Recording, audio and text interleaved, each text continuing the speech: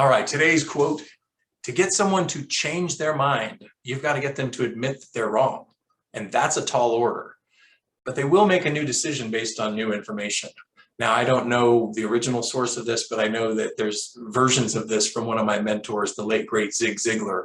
But it's a lot easier to get somebody to make a new decision based on new information than it is to get them to change their mind. And I see this happen a lot with salespeople, especially salespeople that are newer or maybe have a really strong ego, and it becomes a battle. I'm going to prove to you I'm right, you're wrong. I'm going to get you to admit that I can change your mind. I can talk you out of that.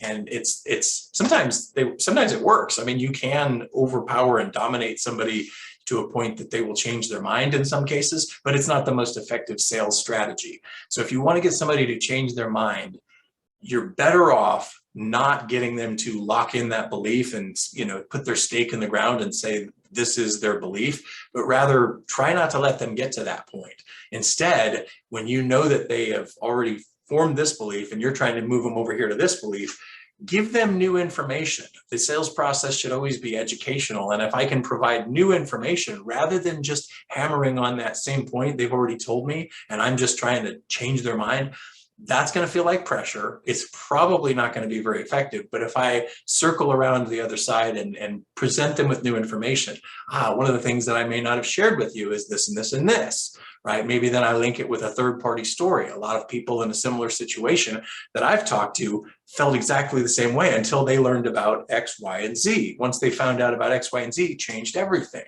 Now I've presented them with new information. I've given their ego permission to make a new decision without losing face, basically, without having to admit that they were wrong. It's easier for people to do that. Their ego will get in the way. They will stand their ground. They will stick to their guns. I'm not changing my mind because they're stubborn. But if I can give them an out, I can present them with new information, they will make a new decision based on that new information. That's it for today. We'll talk to you again soon.